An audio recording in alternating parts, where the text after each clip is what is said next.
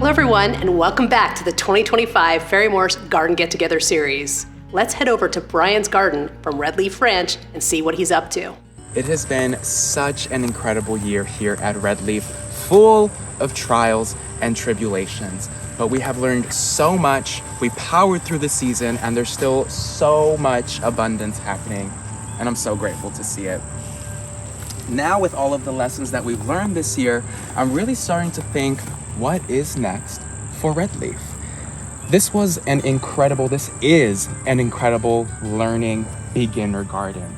Like, for this to be my first garden is something I am eternally grateful for. There's still plenty of room, but funny enough, looking at it, I'm ready for more. I want to grow more. So I'm thinking we have quite a bit of room at the back end of the property, so I think it's time for an expansion in the next few months to years.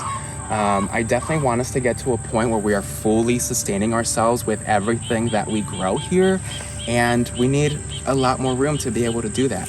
We have an entire village here at Redleaf, so we need a lot more room and a lot more space to grow all that abundance. If you want to learn more about how we grow here at Redleaf, check out my brand new book, Gardening for Abundance.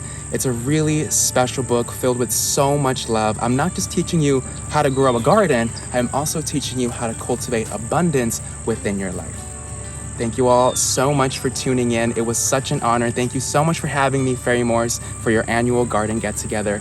Take care, everyone.